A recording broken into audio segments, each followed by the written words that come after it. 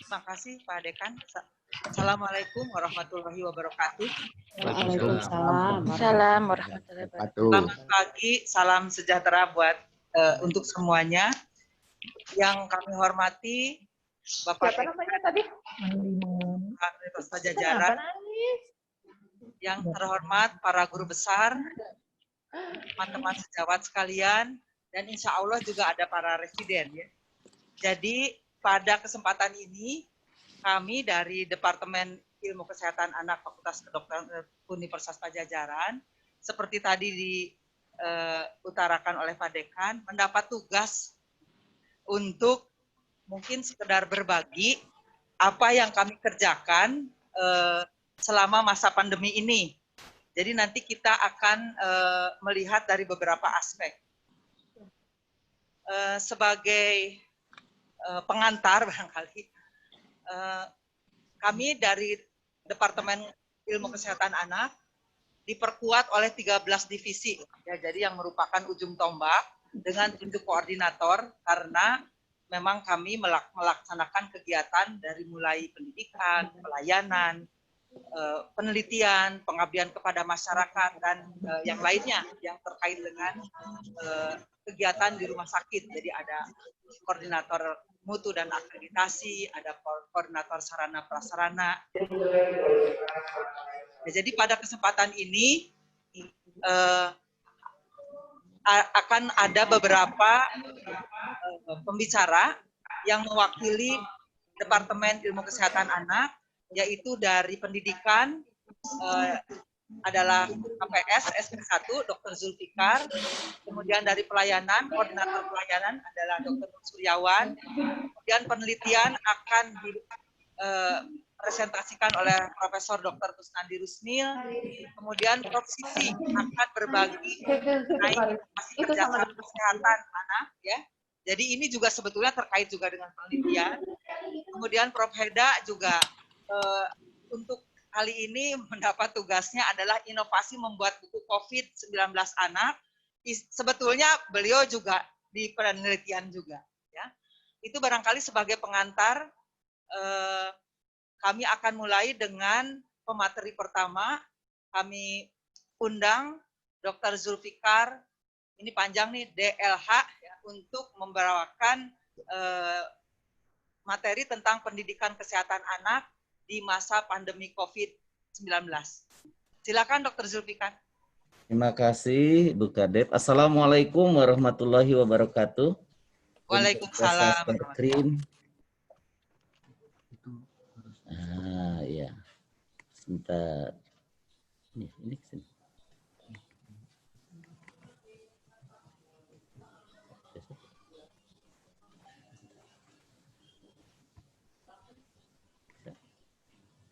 Sudah kelihatan, Punten? Suara saya jelas?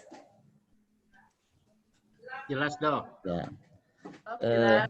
Terima kasih yang terhormat Bapak Dekan, yang terhormat para guru besar, para senior, teman sejawat semua, peserta webinar. Izinkan saya untuk menyampaikan apa yang dilakukan di ilmu kesehatan anak, terutama untuk pendidikan dalam mensiasati di masa COVID ini.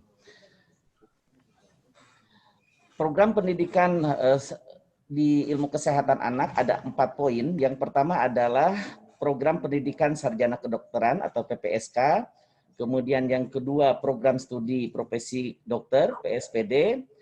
Kemudian PPDS dan SP2. Jadi saya menyampaikan highlight dari 4 program ini. Di mana masing-masing ini sebetulnya ada koordinator. Nanti akan berbagi pengalaman juga kalau misalnya ada pertanyaan-pertanyaan dari Bapak Ibu sekalian.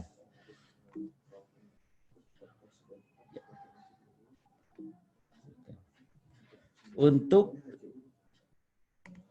program pendidikan sarjana kedokteran atau PPSK, nah sebelum masa pandemi COVID-19 ini, kegiatannya adalah seperti biasa, barangkali yang lain juga sudah mengetahui, yaitu fundamental basic science, yaitu ilmu-ilmu dasar seperti anatomi, biokimia, histologi, gizi, dan lain-lain, dan sistem blok. yaitu sistem reproduksi, endokrin, dan respirasi. Dan bagian anak tentunya ikut terlibat di hampir semua segmen, meliputi tutorial, mini lecture, dan skill lab. Kemudian ujian yang dilakukan sebelum pandemi seperti biasa yaitu MDE, SOKA, OSCE, dan lab examination. Pada masa pandemi COVID-19 ini berubah tentunya. Semua kegiatan harus dilakukan, artinya melalui PJJ, baik itu melalui Zoom meeting maupun Google Meet. Ini kegiatan-kegiatan yang dilakukan sebelum masa pandemi, itu perkuliahan secara tatap muka, kemudian ke puskesmas juga, kemudian latihan skill lab di Jatinangor. Namun pada masa pandemi, barangkali semua dari bagian-bagian lain juga melakukan perkuliahan secara online, kemudian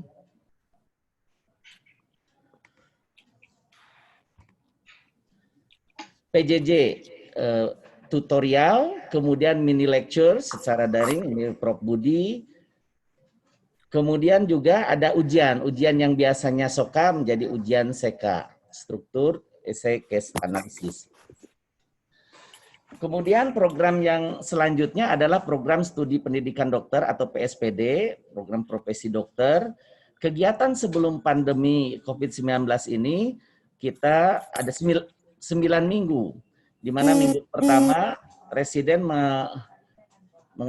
melakukan pengayaan, minggu kedua dan ketiga ada di Rumah Sakit Hasan Sadikin, yaitu kalau pagi sampai siang ini preseptor di emergensi, di poliklinik dan di ruangan, sedangkan pada jam 13 sampai jam 15 sampai sore ini dengan preseptor, dibimbing oleh preseptor, yaitu bedside teaching, case report session, maupun CSS. Kemudian minggu keempat dikirim mereka di puskesmas, kemudian minggu 5 sampai minggu ke-6 di rumah sakit umum daerah, dan minggu ke-9 dilakukan ujian. Nah, kemudian bagaimana pada masa pandemi COVID-19? Nah, dilakukan 2 cara, yaitu pembelajaran jarak jauh dari minggu ke-1 sampai minggu ke-6, di mana minggu 1 ini adalah PJJ pengayaan. Jadi pengayaan tetap dilakukan, tetapi dengan jarak jauh, dengan daring. Kemudian minggu ke-2 sampai ke-5, yaitu preseptor, PJJ preseptor, minggu ke-6 PJJ ujian. Kemudian ada minggu ke-7 sampai ke-10 dinamakan matrikulasi hands-on, yaitu ke rumah sakit umum daerah minggu ke-7 dan ke-8. Sebelum ke rumah sakit umum daerah, mereka dibekali 1-2 hari, yaitu dilakukan pembelajaran atau skill mengenai pemeriksaan fisik pada neonatus dan pada anak. Minggu ke-9 di puskesmas, kemudian minggu ke-10 di Rumah Sakit Hasan Sadikin. Ini sebelum masa pandemi, jadi mereka ketika datang diterima oleh Kepala Departemen KSM, kemudian juga oleh Koordinator Dr. Reni. Kemudian juga dilakukan pretest untuk PSPD Ilmu Kesehatan Anak ini. Kemudian kegiatan-kegiatannya yang dilakukan adalah bedside teaching untuk membekali mereka keterampilan juga. Kemudian ke rumah sakit jejaring, dan di rumah sakit jejaring ini juga ada ujian. Kemudian mereka juga dilibatkan dengan kegiatan-kegiatan di ilmu kesehatan anak. Contohnya ketika ada kegiatan Hari Kanker Anak Dunia, mereka dilibatkan. Kemudian ada ujian PSPD dan pengumuman. Kalau kita lihat di sini pengumumannya kelihatan sumringah semua, kelihatannya lulus semua ini. Kemudian pada masa pandemi apa yang dilakukan oleh kami? Yang pertama tadi, pengayaan tetap dilakukan secara online. Kemudian yang lainnya juga dengan preseptor, dilakukan pembelajaran jarak jauh dengan daring. Demikian juga pembelajaran yang lain seperti CSS. Juga ujian dilakukan dengan secara online. Selanjutnya yang perlu kami informasikan adalah mengenai program pendidikan dokter spesialis 1 atau PPDS atau residen. Apa yang diharapkan dari seorang dokter spesialis anak sesuai dengan standar nasional pendidikan dokter spesialis anak, maka diharapkan mereka yang sudah berhasil atau mengikuti pendidikan ilmu kesehatan anak dapat menjadi seorang profesional, komunikator, advokator, kolaborator, ilmuwan, manajer, pemimpin, periset, dan pembaharu, agent of change. Jadi banyak yang diharapkan dari mereka setelah selesai menjadi spesialis anak. Nah, untuk itu maka untuk mencapai target tadi ada proses pembelajaran dalam upaya mencapai kompetensi. Berbagai macam kegiatan kita lakukan dari mulai pagi sampai sore, termasuk juga kalau jaga, yaitu ronde bangsal, baik itu visite harian di divisi dengan konsulen, kemudian visite besar, ada laporan kasus berupa EBCR, Evidence Based Case Report, long case. Untuk long case ini mereka diberikan kasus ketika awal, kemudian harus diikuti selama 6 bulan untuk nanti dipresentasikan. Untuk long case ini bukan hanya semata-mata kasusnya, tapi ditinjau secara komprehensif, termasuk pediatri sosialnya dan seterusnya. Kemudian yang lain yang dilakukan adalah journal reading di divisi-divisi. Kemudian setelah jaga ada laporan jaga. Laporan jaga yang dipimpin oleh konsulen on call. Kemudian juga ada morning case report dan diskusi multidisiplin kalau memang joint case, kalau ada kasus-kasus yang memang perlu dibahas secara komprehensif. Kemudian ada referat, sari pustaka, laporan kematian, kemudian ke poliklinik dan rumah sakit jejaring. Asesmen yang dilakukan berupa nilai dari semua proses yang tadi saya sampaikan, baik itu sari pustaka, jurnal, kemudian laporan jaga, MCR, semua dinilai. Kemudian di masing-masing divisi juga ada ujian, yaitu lisan dan tertulis, baik itu pretest dan posttest, bisa MCQ, bisa dengan ujian dengan kasus, dan seterusnya. Kemudian yang lain juga asesmen adalah CBD, DOPS untuk keterampilan, mini CX, mini PET untuk melihat bagaimana kondite atau bagaimana attitude mereka, kemudian OSCE, MCQ nasional, ujian komprehensif, dan evaluasi nasional terpusat. Jadi banyak cara mengakses mereka supaya kompetensi yang kita harapkan bisa tercapai. Nah, berdasarkan semua itu berdasarkan tentunya pedoman-pedoman, baik itu dari fakultas, dari universitas, dari fakultas, dari bagian anak juga ada bukunya, kemudian dari kolegium, Standar Nasional Pendidikan Dokter Spesialis. Untuk lebih membumi lagi, artinya harus terrekod di dalam buku loh. Dan juga selain buku loh ini ada juga portofolio. Selain untuk knowledge dan psikomotor, tentunya kita juga berharap bahwa perilaku mereka atau secara attitude-nya baik, maka tetap berpedoman pada buku pedoman perilaku yang dikeluarkan oleh kita.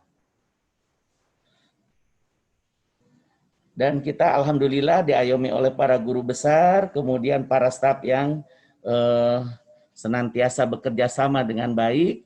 Dan pada tahun 2019 dari kolegium rapat di kolegium bahwa diharapkan pendidikan dokter spesialis anak SP1 ini berubah dari 8 semester menjadi 7 semester. Kemudian kami rapat kerja pendidikan, kemudian setelah rapat kerja pendidikan kami bawa ke Senat Fakultas dan alhamdulillah untuk yang baru 2 periode ini mereka 7 semester untuk tepat waktu. Jadi kalau kita lihat di sini untuk kurikulum kita ada triple track. Yang pertama adalah PPDS 8 semester yang untuk tepat waktu ini yaitu junior, madya, dan senior rotasinya 6 minggu. Dan yang baru ini adalah PPDS 7 semester yaitu junior rotasi 3 minggu, madya, dan senior rotasi 6 minggu.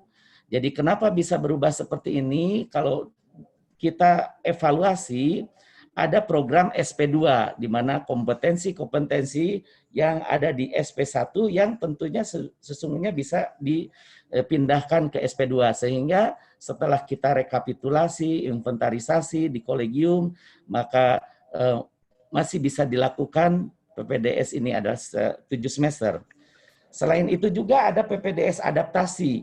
PPDS adaptasi kami menerima dari Cina, dari Malaysia, dan terbanyak di Filipina. Mereka ini rotasi mulai tahap madya masing-masing 3 minggu, jadi sekitar 1,5 sampai 2 tahun. Nah, memang triple track ini kita upayakan tetap sinkronisasi dalam rotasinya. Itu kita sudah atur supaya tidak terjadi tumpang tindih di dalam rotasi. Nah, ini kegiatan-kegiatan sebelum masa pandemi. Yaitu yang pertama ketika mereka mendaftar dilakukan ujian tertulis calon PPDS dan soalnya dari kolegium. Jadi insya Allah ini merupakan salah satu fairness, kami mendapatkan soal dari kolegium, kemudian itu biasanya H-1, kemudian dilakukan ujian, kemudian jawaban tersebut kita kirimkan ke kolegium. Kemudian kolegium yang akan merekapitulasi dan memberikan feedback-nya kepada kami. Kemudian selain itu juga ada ujian wawancara. Wawancara calon PPDS ini dilakukan oleh 5 orang. Yang pertama adalah oleh Kepala Departemen KSM sebagai representasi dari Rumah Sakit Umum Pusat Dr. Hasan Sadikin. Kemudian KPS sebagai representasi dari Fakultas Kedokteran. Kemudian 3 orang para senior atau para guru besar yang di ilmu kesehatan anak. Ini secara tatap muka. Kemudian setelah diterima, mereka yang diterima ini termasuk juga dengan keluarga kami undang untuk mendapatkan penjelasan mengenai kurikulum. Apa yang harus dilakukan supaya berhasil dan apa yang warning-warning yang harus diketahui, bahkan sampai kemungkinan bisa terjadi pemutusan studi. Dan dilakukan penandatanganan baik oleh residennya maupun oleh keluarganya. Kemudian di samping itu juga untuk secara periodik, apabila ada hal-hal yang perlu dibahas atau ada hal-hal atau ada masalah, maka disediakan konsultasi dengan PPDS, termasuk juga kami mengundang orang tuanya untuk kelancaran pendidikan PPDS tersebut.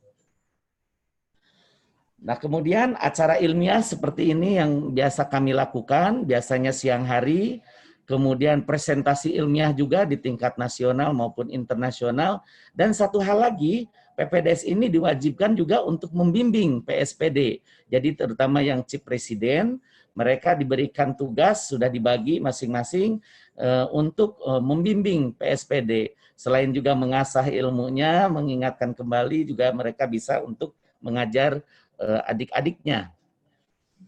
Kemudian selain itu juga ada pembinaan soft skill, yaitu kesenian, kemudian senam maumere, kemudian olahraga, kemudian juga penyuluhan bakti sosial, dan biasa kita juga kebagian untuk petugas upacara.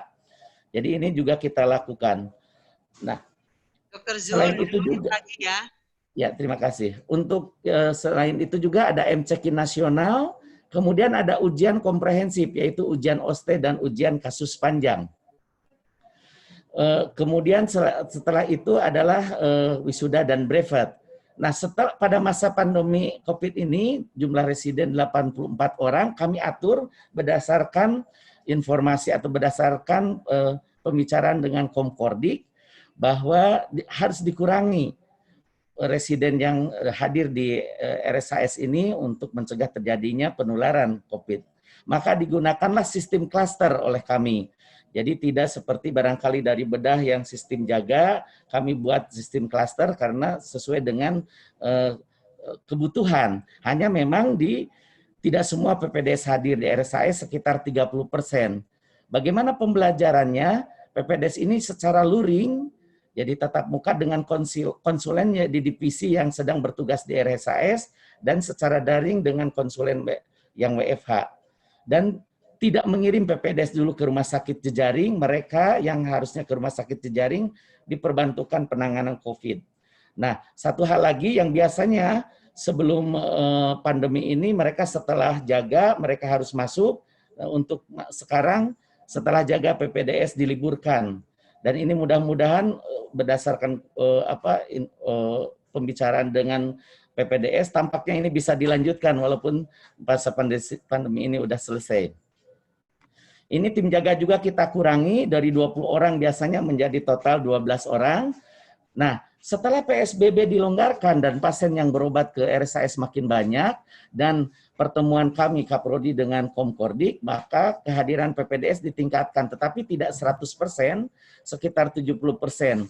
Kemudian sistem klaster berubah menjadi sistem divisi lagi. Kalau tadi peruangan-peruangan, kembali lagi ke divisi, dengan catatan bahwa pada divisi yang jumlah pasiennya sangat banyak, yaitu neonatologi, hematologi, dan kardiologi, PPDS divisi ini datang tiap hari.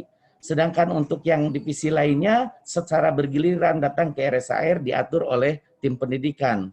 Nah, sama juga setelah jaga PPDS tersebut diliburkan dan pembelajaran secara luring dan daring. Ini masa pandemi COVID-19, ujian penerima kemarin, ujian penerimaan calon PPDS dilakukan secara luring dengan menjaga jarak, kemudian jadi protokol kesehatan tetap dijaga dan ada dengan daring, jadi kombinasi. Kenapa ada daring? Karena ada 2 orang calon PPDS dari Papua, ternyata pesawatnya tidak bisa berangkat.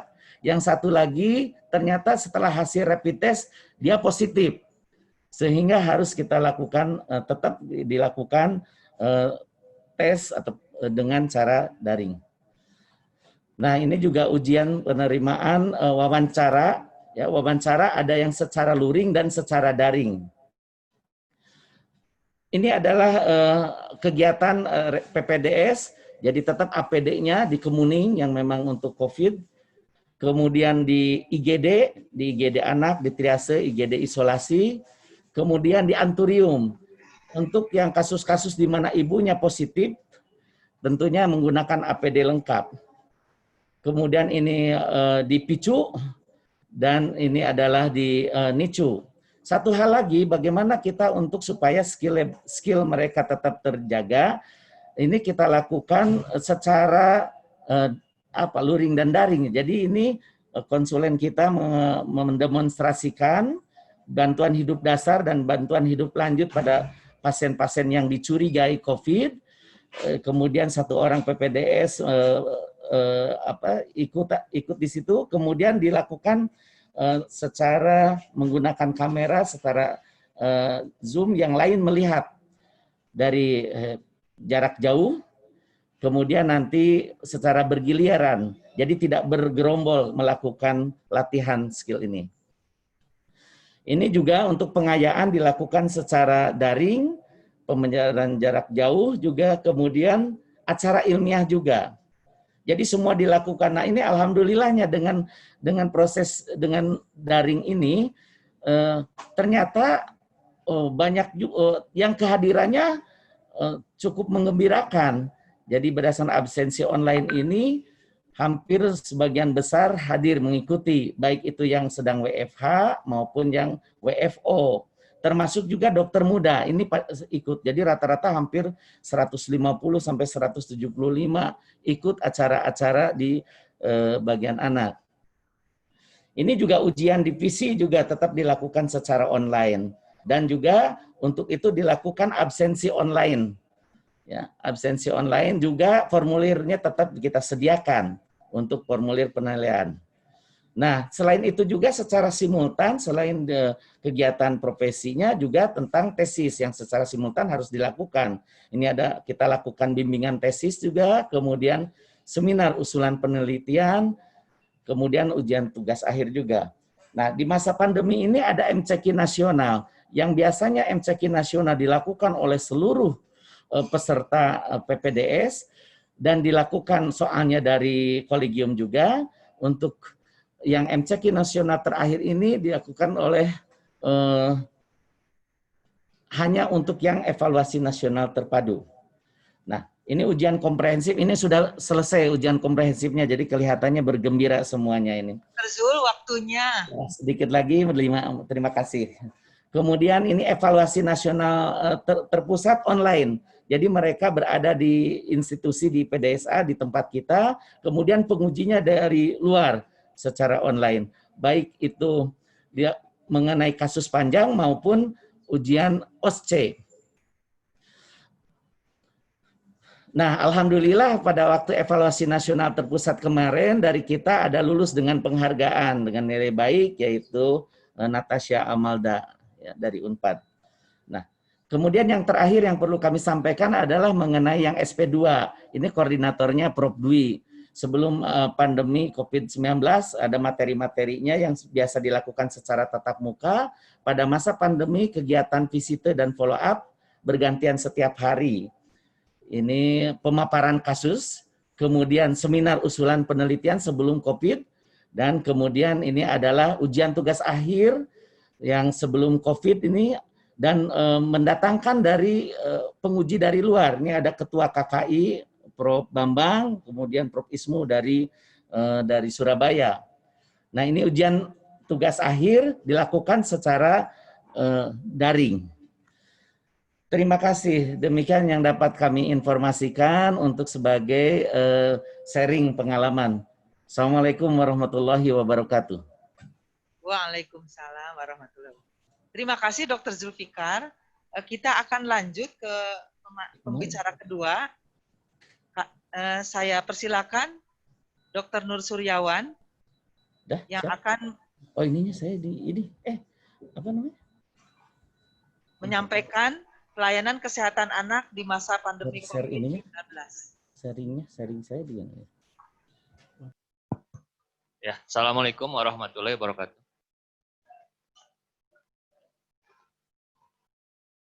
Bentar, slide.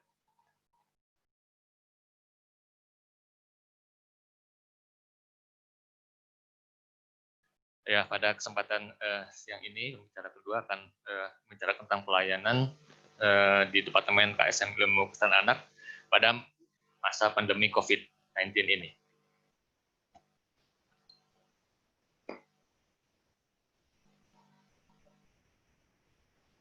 Bentar, slide.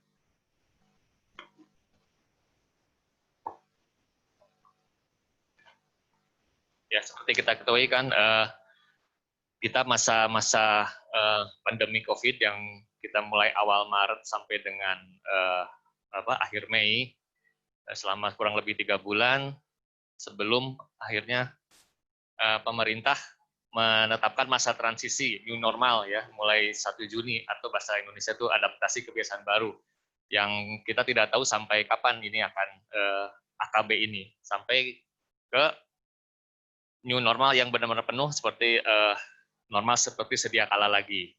Nah, di semua departemen, hampir ada semua adalah bidang pelayanan, pendidikan, penelitian, dan juga ada pengabdian pada masyarakat. Nah, kita fokuskan di sini di bidang pelayanan. Nah, pelayanan di ilmu kesehatan anak pada masa pandemi COVID ini, ya begitu sudah ditetapkan oleh pemerintah bahwa mulai ada pandemi COVID, itu kita di Departemen Kesehatan Anak dilakukan persiapan-persiapan untuk menghadapi kondisi tersebut, yaitu dengan mengadakan rapat-rapat ya, rapat koordinator, rapat departemen dengan semua staf dan juga dengan seluruh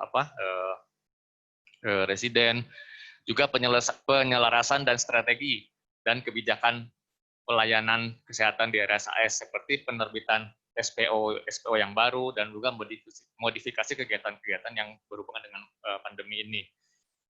Juga koordinasi dari pelayanan dengan KPS ya, karena terus terang pasti akan melibatkan dokter residen untuk kegiatan pelayanan ini ya, sebagai ujung tombaknya tuh residen.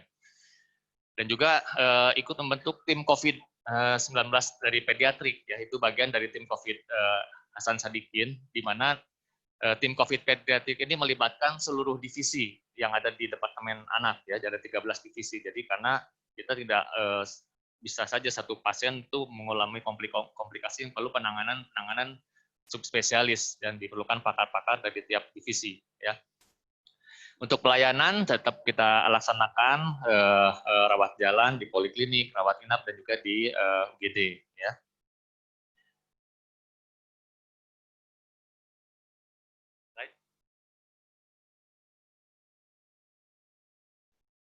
Ya, ini pada masa pandemi ini fokus pelayanan kita tadi sudah ditetapkan pada pelayanan COVID-19 ya.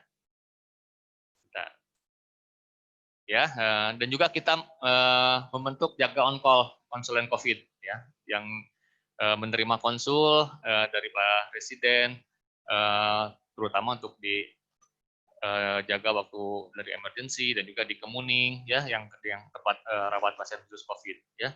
Juga koordinasi dengan residen jaga tentang jaga COVID dan juga jaga di UGD triase. Ya, jadi kerjasama dengan pelayanan dengan pendidikan.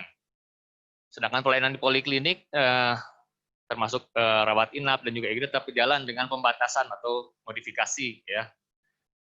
Nah, di poliklinik rawat jalan semasa pandemi ini kunjungan poliklinik sangat jauh, turun drastis ya, hampir setengahnya. Karena terus terang pasien juga pada takut datang ke RSIS ya, karena kita tahu RSIS adalah pusat dulu rujukan COVID, jadi dengar nama RSIS itu orang-orang udah pada takut datang ke sini ya, otomatis kunjungan sangat berkurang. Dan juga kontrol pasien-pasien penyakit kronis itu sangat dibatasi. Ya, kita bisa lakukan modifikasi dengan WA group, dan juga kontrol anak yang tidak dibawa. Jadi hanya orang tuanya saja yang ke poliklinik untuk mengambil obat yang rutin, sedangkan anaknya konsul via telepon. Tapi pelayanan untuk transfusi darah dan kemoterapi di one day care tetap berjalan ya, karena kita tahu penyakit kayak talasemi dan juga yang kemoterapi yang tetap harus berjalan karena akan mengakibatkan yang bahaya kalau tidak dilakukan transfusi ataupun kemoterapi ya. Lalu dirawat inap juga BOR sangat jauh menurun ya. Tapi pelayanan kemoterapi rawat inap tetap dilakukan, termasuk tindakan untuk bone marrow puncture dan juga intratekal karena ini merupakan bagian dari tata laksana penyakit ya. Kalau itu ditunda akan menghambat untuk diagnosa dan tata laksana. Tapi ada beberapa jenis pelayanan elektif yang ditunda seperti operasi yang elektif, ada kateterisasi dan juga endoskopi ya, dari gastro itu terjadi penundaan. Sedangkan di UGD kita ada triase COVID ya, jadi biasanya kalau ada pasien datang di screening dulu, apabila dia terbukti rapidnya positif, masuk ke ruang isolasi COVID-19 dan itu dari awal sudah dikonsulkan ke tim COVID pediatrik.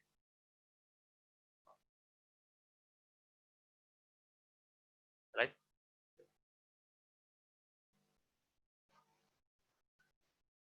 Nah, sedangkan untuk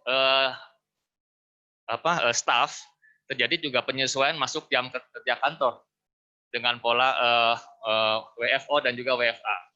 Jadi terjadi pemetaan dan penjadwalan. Setiap hari ada 1 DPJP pasien per divisi. Jadi di Departemen Anak ini setiap harinya tuh cuma ada 13 karena ada 13 divisi, jadi 13 konsulen yang datang. Ditambah mungkin dengan kepala departemen karena kepala departemen harus hadir ya. Jadi pasti ada 14 DPJP yang hadir tiap harinya ya. Sisanya di rumah dengan ada pola absen nanti yang ditentukan oleh SDM. Juga ada harmonisasi dan kegiatan dengan pendidikan residen SP1 dan juga trainee ya. Tadi disebutkan Dr. Zul bahwa tim pendidikan, jadwal masuk dan jaga residen juga dibatasi, yang di rumah sakit hanya 35% ya. Dan juga trainee juga kalau ada 2 itu bisa selang 1 hari jaga masuknya. Ada proses pembelajaran juga sama, jadi tadi via daring ya, ada laporan jaga, morning case report, pendidikan divisi seperti journal reading, sari pustaka, long case, EBCR, itu semua lewat daring. Ya, dan juga ternyata banyak manfaatnya, justru lebih banyak sebenarnya yang hadir itu lebih banyak dibanding dengan tidak PJJ ya. Dan yang terpenting juga tidak lupa penggalangan donasi ya untuk memenuhi kebutuhan APD ya, karena kalau tidak dibantu kita cukup kelabakan ya untuk stok untuk APD sangat terbatas.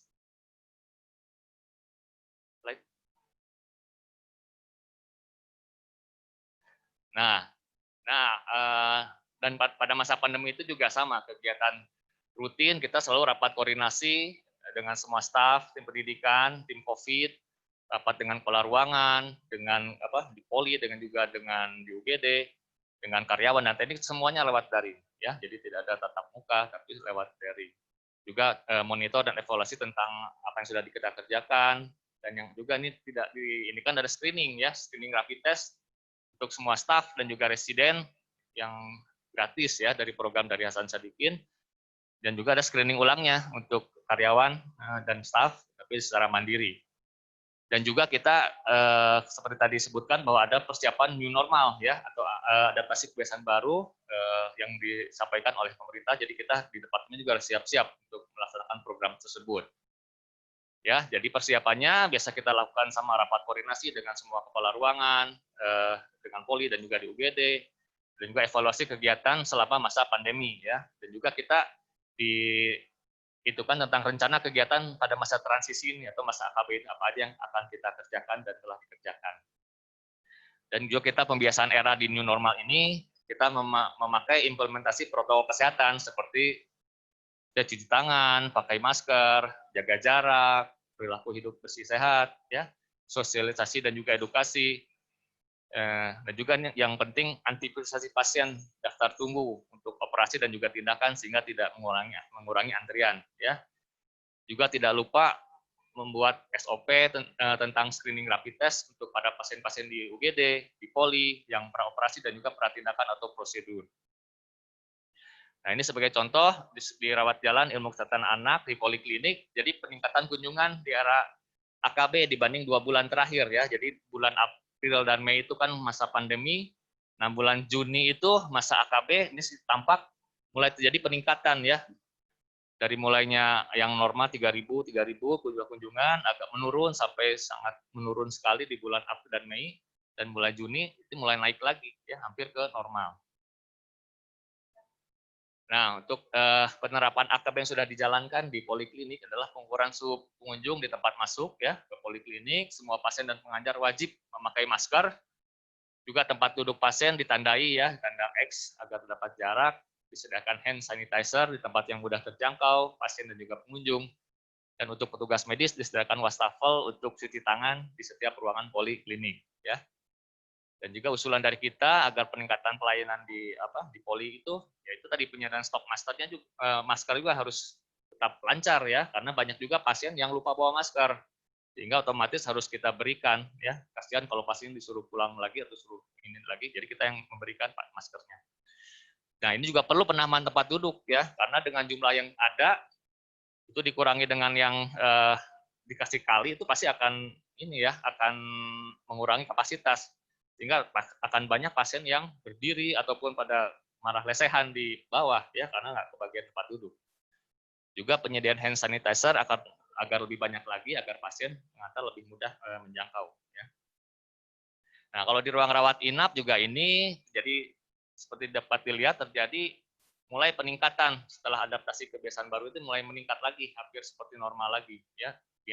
Yang sangat drastis itu bulan April Mei yang pas pandemi itu sangat menurun, ya, kunjungan angka BOR-nya. Juni sudah mulai naik lagi mendekati normal. Ya, kegiatan yang sudah dilakukan di ruangan sama keluarga pasien, wajib masker, jika tidak membawa akan diberikan oleh donatur, ya. Mengajari cara mencuci tangan, penyediaan wastafel. Nah, rutin mengadakan edukasi protokol kesehatan di era AKB ini seperti cara penggunaan masker, cara mencuci tangan, jaga jarak, dan juga PHBS melalui audio visual. Waktu besuk sama masih ditiadakan. Untuk tenaga kesehatan disediakan baju seragam kerja yang harus langsung dicuci setelah dipakai. Dianjurkan untuk mandi dahulu sebelum pulang, ya, dan kursi juga sama diberikan tanda silang untuk jaga jarak. Nah, usulannya supaya pelaksananya lancar, ya sama, ya, kita meminta untuk stok masker untuk tenaga medis dan penunggu pasien juga tetap disediakan, stok tisu, sabun cair, air wastafel yang harus tetap mengalir, ya, penyediaan kursi tunggu juga sangat kurang ya, karena jadi banyak pasien yang menggelar tikar karena nggak ada kursinya buat nunggu ya. Penyediaan hand sanitizer, termogam di pintu masuk bangsal ya. Penyediaan tambahan kursi tunggu di luar bangsal, karena banyak kalau pasien anak itu yang nunggunya nggak bisa 1 orang ya, 2 orang, jadi 1 orang di dalam, 1 orang di luar. Nah, yang di luar itu dia perlu untuk duduk ya, untuk menunggunya, kasihan kalau sampai mengampar. Nah, ini contoh foto tentang implementasi protokol kesehatan ya, tidak tertular dan tidak menularkan ya. Ini kita lihat yang di poliklinik anak. Nah, ini kursinya juga sudah dikasih tanda ya, X kayak gini. Ini kebetulan diambilnya setelah jam sibuk nih, jam 11-an. Jadi malah agak lancar, nggak ada yang berdiri. Nah, ini di pelayanan di poliklinik anak, ini polihemato-onkologi, karena memang dia pasiennya juga non-COVID ya pasien ini, jadi APD-nya level 1 ya, pakai masker. Slide. Nah, ini tempat cuci tangan, hand sanitizer di poli anak. Nah, ini ruang tunggu tadi ya, ini pada waktu jam sibuk nih ya, pada waktu jam sibuk banyak pasien yang berdiri ini ya, ini karena tempat duduknya dikasih tanda kali sehingga mereka juga ngerti, jadi nggak bisa duduk situ, malah jadi berdiri ataupun mengampar ya. Jadi ini makanya perlu ditambah kursi untuk tunggu. Ya, ini di ruang rawat inap juga sama kursinya, ini juga hand sanitizer dan juga dikasih tanda kali ya. Nah, ini kondisi yang tidak baik di ruangannya, seperti kursinya tidak standar ya, atau pada rusak, sehingga pasien banyak yang penunggunya malah jadi lesehan di pinggir bed ya, karena tadi nggak ada tempat kursinya. Ini yang kita minta ke pihak manajemen agar dibenahi. Nah, ini baju kerja kita ya, baju kita kerja selama pandemi pakai baju jaga ya, khusus kita bikin baju jaga. Kalau yang hijau tua ini dari rumah sakit ya, kalau yang pada anak-anak khusus bikin ini baju jaga. Nah, ini contoh jadwal DPJP ya yang bertugas. Jadi setiap minggu ini kita satu hari ini tanggal 24 hanya ada 13 yang jaga ya, dari semua divisi ada ini ya. Jadi ini yang masuk kantor gitu, yang lainnya bekerja dari rumah ya, mujid banyak kerjaan. Nah, ini baju kerja residen Imunisana selama pandemi ya, level 1, level 2, ini level 3 ya. Nah, ini pelayanan seksio tetap jalan ya, kerjasama dengan dokter kebidanan ya. Sebelum tindakan kita persiapan dulu, ada briefing dulu. Ini dokter Viva nih, dokter Viva sama dokter Zulfa nih ya, akan persiapan seksio. Kita juga ada jaga, soalnya ada jaga konsulen untuk seksio. Nah, ini screening COVID ya untuk seluruh staff, rapid test. Nah, ini sumbangan yang tidak bisa dinilai sumbangan. Kita banyak menerima sumbangan sehingga sampai saat ini kebutuhan kita masih aman terkendali ya, masih banyak stok di ruang sekretariat nih. Nah, ini contoh rapat departemen selama pandemi ini ya. Inilah jadi kita kepala departemen Dr. Susi di sini, yang lainnya di luar pada di ini ya. Pada rapat departemennya, jadi secara daring. Nah, ini kita juga sama, kegiatan kolaborasi dengan tim kanker, tim KIPI, tim neonatologi tetap berjalan ya. Contohnya audit perinatal dengan Departemen KSM dan juga Objin ya. Undangannya via Zoom. Ini contoh Zoom-nya. Joincase tim kanker juga sama ini ya, via daring. Ini undangannya ada link Zoom-nya. Jadi kita via daring sekarang semua. Ini juga pertemuan tim KIPI juga secara daring. Contoh undangannya juga via Zoom. Ini hasilnya. Ini edukasi pasien juga sama via daring ya. Contoh edukasi jarak jauh ini dari divisi endokrin nih. Divisi endokrin mengadakan PJJ dengan orang tua pasien ya. Kita edukasi tetap ke pasien nih. Sangat bagus sekali. Slide. Nah, ini laporan jaga sama tadi sudah disampaikan oleh tim pendidikan. Laporan jaga, terus ini sama jurnal reading ya. Ini juga tadi ujian komprehensif evaluasi nasional sama, dan ini terakhir kita update buku pedoman terapi ya, KSM Ilmu Kesehatan Anak. Kita diperbaharui lagi karena banyak update-update terbaru, sehingga dengan revisi buku pedoman terapi ini banyak dipakai oleh semua rumah sakit ya. Jadi kita sendiri di RSIS akan dijadikan PPK untuk rumah sakit dan juga clinical pathway. Ya, seperti kita ketahui pedoman terapi kita juga banyak juga diadaptasi oleh rumah sakit daerah ya di Jaring. Mungkin itu, Dok, dari pelayanan. Terima kasih. Wassalamualaikum warahmatullahi wabarakatuh. Waalaikumsalam warahmatullahi wabarakatuh. Terima kasih Dr. Nur. Kita akan lanjut ke Prof. Kusnandi karena masih ada 3 pembicara. Silakan Prof.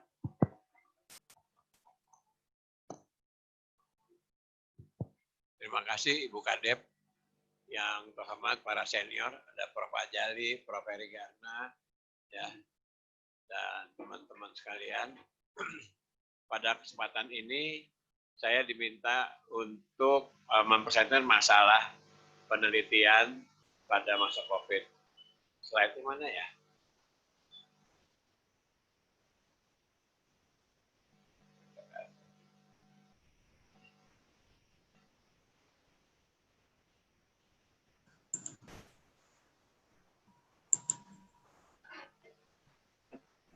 Slide-nya.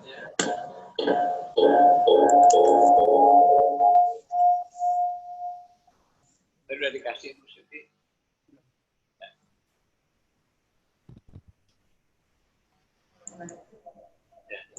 Ya. Baiklah. Dan ada kebetulan pada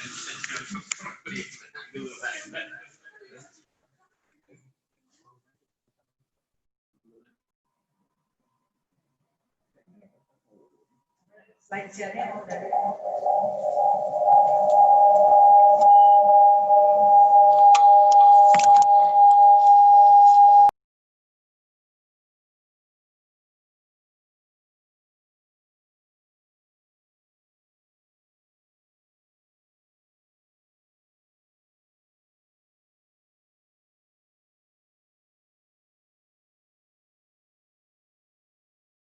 itu.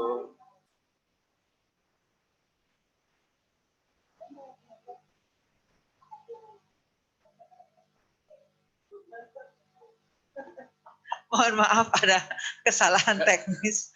Kesalahan Silakan teknis. Prof, mulai saja Prof sambil menunggu slide-nya. Ya, terus awalnya ini, terus awalnya ini tengah nih.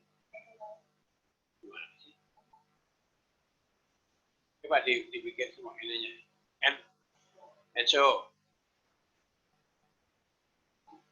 ini ada permasalahan teknik. Nah, ini ya udah mulai. Mangga Prof dilanjutkan Prof. Ya, saya mendapat tugas untuk memberikan masalah penelitian di era pandemi. Ya, slide. Nah, posisi peneliti di masa pandemik ini sangat penting dalam menemukan solusi permasalahan global yang sedang mendera. Ya, dunia sangat bergantung pada hasil riset dan berharap dapat menemukan jawaban untuk COVID-19 ini.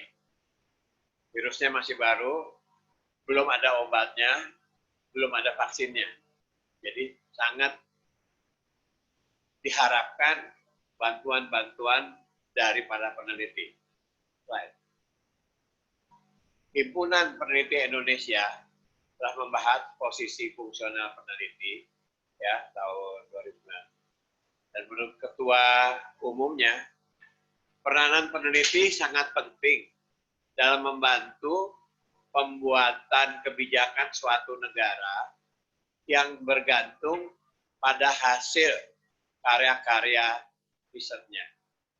Jadi semua tergantung dari hasil karya riset. Dan menurut Ketua Majelis Asesor Peneliti, Profesor Dr. Gono, posisi peneliti dalam Undang-Undang Nomor 11 Tahun 2019 tentang Sistem Nasional Ilmu Pengetahuan dan Teknologi, yang singkat SINASITEK, menjelaskan aktivasi hasil litbang wajib dipublikasikan dan didesiminasikan. Ya. Baik. Nah, sehingga peneliti harus memiliki new mindset dan memiliki kompetensi baik secara teknis, manajerial, maupun sosial-kultural. Penelitian menjadi solusi permasalahan pembangunan dengan mengedepankan hasil penelitian, pengembangan, pengkajian, dan penerapan untuk digunakan sebagai landasan ilmiah dalam perumusan penetapan kebijakan pembangunan nasional. Slide. Nah, ini data penelitian di depan ilmu kesehatan anak. Slide. Istimewa sekali. Ya. Ini, satu lagi, ambil. Nah, tuh.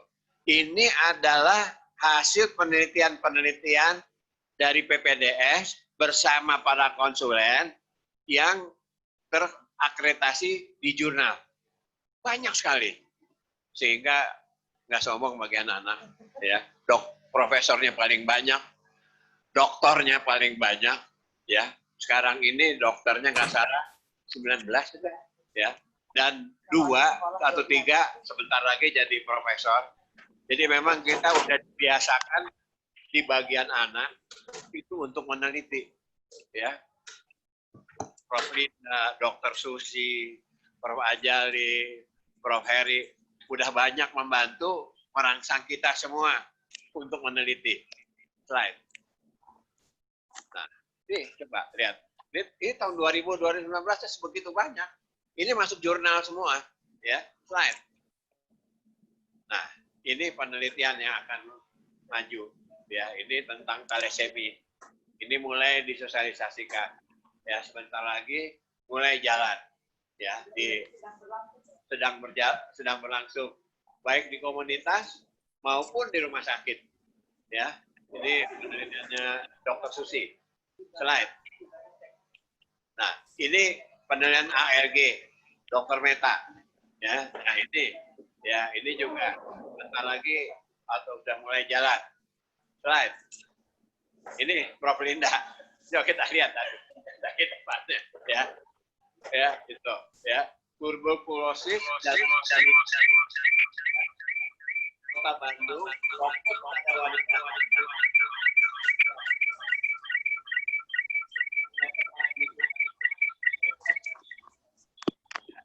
Nah, itu sangat belum ada orang meneliti gitulah. Sehingga hasil riset ini nanti itu kita lihat itu keluarannya. Ada di jurnal, ada berapa jurnal, masuk buku, terus ada pengabdian masyarakat. Nah, ini diharapkan semuanya bisa seperti ini. Ya, ini akan memacu kita. Jadi memang kalau saya lihat memang baguslah bagian anak gitu ya, karena yang senior-seniornya sangat Jangan narsis. narsis.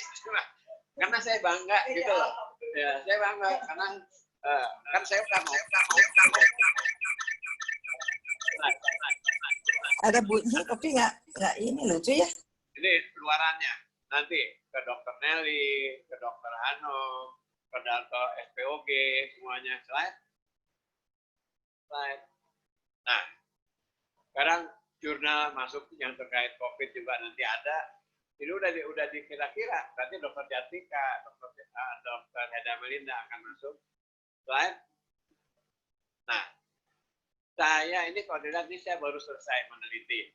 Ya, jadi report terakhir bulan Juli 2020 baru selesai.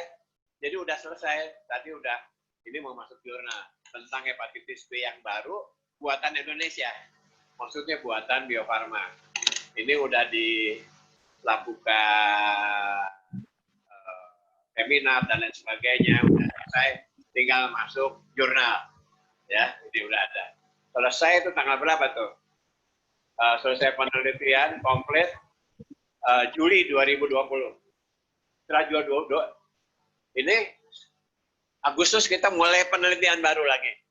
Ya, jadi kita nggak habis-habis meneliti. Slide. Nah, ini ada tadi itu tentang pentabio, ini juga udah masuk yang dipakai dalam program nasional, seluruh Indonesia memakainya. Ya, slide. Nah, sebentar lagi masuk ini ya tentang fase 3 vaksin COVID. Tapi ini belum mulai karena sedang dikaji komite etik di Unpad. Jadi semua penelitian kita itu masuk komisi etik. Ya, jadi kalau tanpa komite etik ya nggak bisa karena yang nanti yang berperan di situ adalah komite etik, tim peneliti, bagian, kemudian sponsor, kemudian litbangkes, ya ada lagi yang kita sebut DSMB, ya seperti itu. Slide. Nah, ini yang akan diteliti adalah vaksinnya, vaksin inaktif, jadi kuman yang dimatikan, ya ini slide, nanti double line. Nah, sekarang saya mau ngomong kiprah Departemen Ilmu Kesehatan Anak asalnya dalam kebijakan program imunisasi nasional. Jadi, ya kita lihat kiprahnya. Slide. Nah, ini program. Ya, ada hepatitis B, BCG, polio dan sebagainya, ada TD dan sebagainya. Ini program imunisasi yang paling baru ya, 2017. Ya, slide. Nah, ini kita lihat jadwal. Dari sebelum tahun 2005 kita bagi ya. Pada 2005 itu DPT sama tetanus sendiri ya. Kemudian pada 2005 ada combo. Jadi hepatitis B sama DPT jadi satu. Kemudian pada 2023 itu pentabio. 2006 MR. Termasuk 2008 yang paling baru. Nah, slide. Nah, ini kita lihat dari tahun 2002. Itu kita udah mulai itu kita melakukan mulai dari DPT sama hepatitis B. Terus sampai 2016 sehingga pentabio terjadi. Nah, itu peranannya itu dari bagian anak, ya. Slide. Nah, jadi alur perencanaan dan produksi vaksin. Jadi mula-mula merencanakan penggunaan vaksin, terus kemudian Bio Farma memproduksi vaksin uji coba, kemudian di RSAS. Semua vaksin dicobanya itu di RSAS dan di Fakultas Kedokteran. Ya, kemudian Bio Farma memproduksi yang untuk nasional, kemudian dipakaikan oleh Depkes. Slide. Nah, ini ada vaksin clinical trial. Slide. Nah, tahun 2021 kita ada rencana untuk hepatitis, meneliti tentang vaksin polio IPV. Nah, ini ada jadwalnya. 2009 kita udah selesai melakukan safety primary, udah selesai. Slide. Nah, slide. Slide 2012. 2010. Slide. 2007. Slide. 2006. Slide.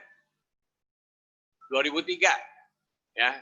Kita mulai itu HIB, PRPT. Slide. 2000. Kita juga masih semua departemen, ya, termasuk yang Adventist, ya. Nah, Adventist kita kerjasama dengan Adventist waktu itu kita meneliti HIV-nya. Saya perbandingkan dengan punya Bio Farma. Ternyata Adventist Bio Farma hasilnya kurang imunogenik dibandingin oleh Bio Farma. Saya mau masukin ke jurnal, nggak boleh. Jadi sekarang saya sebelum melakukan peneliti, harus ada kerjasama dulu, bahwa vaksinnya ini punya kita, sehingga kalau kita melakukan publikasi, boleh aja. Ini saya nggak boleh publikasi, yang Alves Pasteur itu. Ya, slide. 2000. Nah, saya pertama kali meneliti tahun 93, imun respon Michelle pada ibu-ibu yang negatif pada waktu saya pulang dari tugas sebagai spesialis, masuk sini sama Prof. Suganda sama Prof. Sambas, kita meneliti ini. Dan selanjutnya dipercaya banyak penelitian, sehingga hampir semua program imunisasi nasional, tempat penelitiannya ada di bagian anak, dan kita mempunyai andil di situ. Right? Sekian dan terima kasih. Terima kasih Prof. Kusnandi sudah share ya, khususnya ini yang kalau terkait topik ya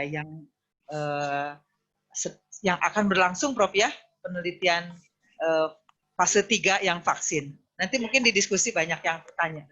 Sebetulnya penelitian ini di kita banyak yang ke komunitas Prof ya. Ya tadi kan vaksin juga untuk komunitas, kemudian Prof Heda juga TBC juga di komunitas, bahkan nanti ada yang di pesantren. Saya juga dapat hibah juga sebetulnya talasemi itu untuk screening di komunitas juga. Jadi insya Allah kita ingin berbagi gitu hasil-hasil penelitian ini yang bisa aplikasi kepada masyarakat. Ini belum, sepertinya grupnya Prof Budi tidak setor nih ya Prof ya. Vitamin D banyak sekali ya. Nanti mungkin boleh ditambah pada saat diskusi ya. Belum yang stunting itu banyak juga Prof ya. Saya sudah minta supaya memberikan slide-nya, tapi nantilah mungkin di diskusi. Jadi sebetulnya masih banyak. Nah, kita lanjutkan dengan Prof Sisi, ini juga banyak terkait penelitian dan kerjasama. Sebetulnya kedua ranah ini memang kuat ya gitu, antara penelitian dengan kerjasama. Kami undang Prof Sisi untuk mempresentasikan tentang inovasi, mungkin kerjasama barangkali Prof terkait juga dengan penelitian. Terima kasih. Terima kasih Dr. Susi. Selamat siang Pak Dekan dan teman-teman sekalian. Assalamualaikum warahmatullahi wabarakatuh. Saya tuh koneksinya nggak bagus, jadi saya tadi kirim PowerPoint-nya ke Dr. Diah dan Dr. Akbar, mungkin bisa di-share. Saya juga ini pakai handphone. Kedengaran suara saya kan? Jelas, Prof. Jelas, terima kasih. Jelas. Jadi untuk inovasi kerjasama kesehatan anak di masa pandemi, saya rada bingung nih, apa yang saya mesti kirim, kan biasanya penelitian sama Prof. Nandi, tapi saya mungkin tambahin sedikit ya. Slide.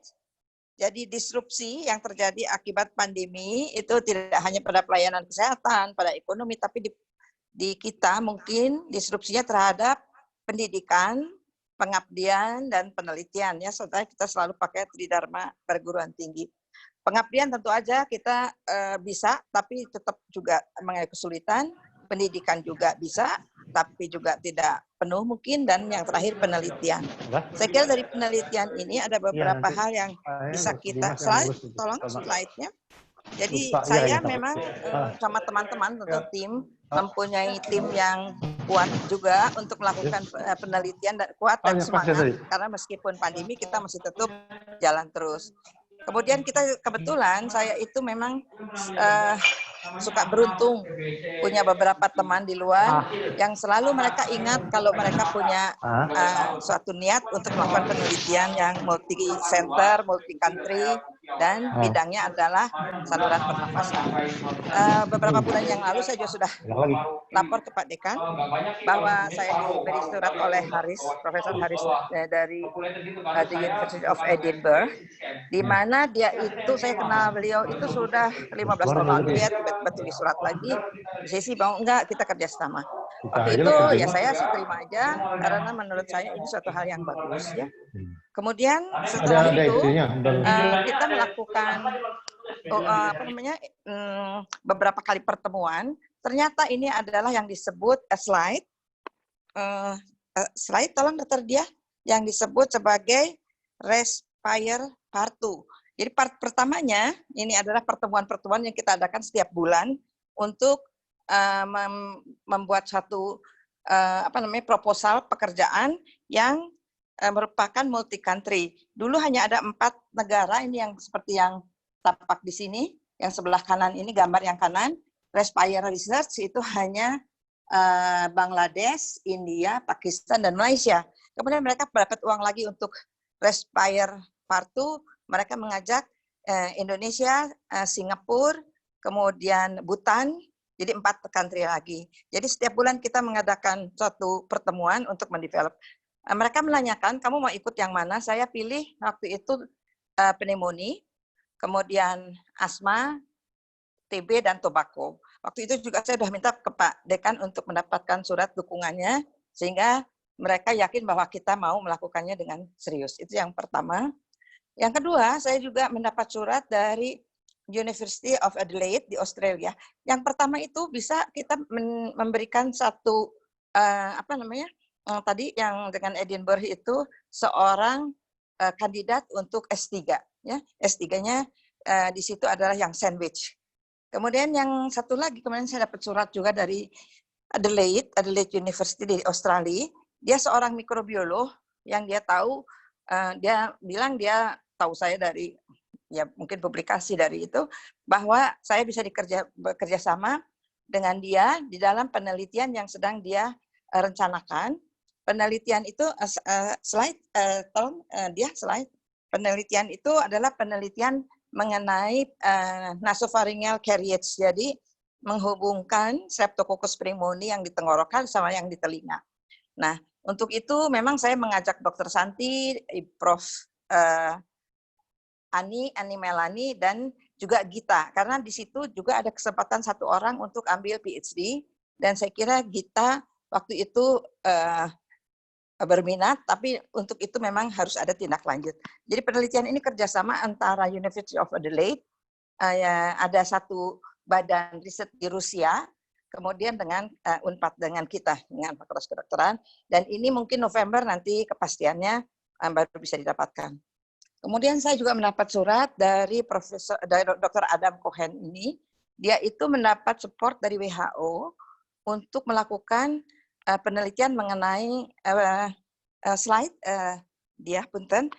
penelitian mengenai pneumococcal carriage. Kita banyak melakukan penelitian pneumococcal carriage sudah mungkin sejak 15-20 tahun lalu dan telah beberapa kali, dan mereka menginginkan kita untuk berbagi sharing data untuk ini, dan kita membuat satu tulisan bersama dengan berbagai topik nanti. Itu namanya Pneumococcus carriage.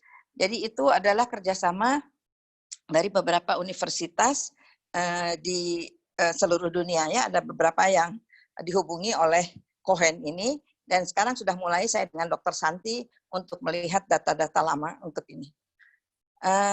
Yang begini itu memang kita hanya sharing data, kemudian kita nanti ikut menulis, ikut menganalisis. Keuntungannya adalah nanti kita akan berkenalan dengan mereka, dan kalau ada apa-apa yang mereka butuh atau tenaga untuk collaboration research, mereka akan menghubungi kita biasanya. Dulu dengan Haris Nair juga gini mulainya. Kemudian ada kerjasama lain selain penelitian, yaitu dengan Profesor Kim Mulholland. Kim Mulholland adalah kerja dari Murdoch. Dengan beliau ini saya pernah bekerja sama 3 atau 4 tahun yang lalu untuk 2 tahun pemeriksaan pneumococcus. Dia tiba-tiba menyurati ke saya dan Prof. Yati dari Jogja, karena memang kita berdua kenal baik dengan beliau. Dia mau melakukan suatu penelitian, tapi dia juga mau melakukan suatu informal discussion mengenai COVID, mengenai segala hal yang baru di saat ini. Nah, waktu itu saya juga terima pentawarannya, dan mulai beberapa 3 minggu yang lalu begitu, kami sudah melakukan diskusi Zoom setiap hari Senin jam 2 sampai jam 4. Nah, saya ajak teman-teman dari daerah ini, ada yang dari Mataram, ada yang dari Jakarta, ada yang dari Jogja. Ini yang paling bawah dia ya ikut Dr. Nastiti dari Jakarta sebagai ketua ini. Mereka sendiri itu mengajak juga orang lain. Yang kemarin hari Senin kita bicara mengenai rapid test. Jadi seseorang di sana mempresentasikan rapid test dari laboratorium, kemudian mendiskusikan bagaimana tentang rapid test ini. Itu sangat menarik sekali dan kita senang melakukan. Ini adalah yang di tengah ini Profesor Kim Mulholland-nya. Di sini ada Bu Yati yang dari Jogja, tapi sekarang dia nggak ikut lagi karena memang ini bidangnya terutama respirologi. Slide.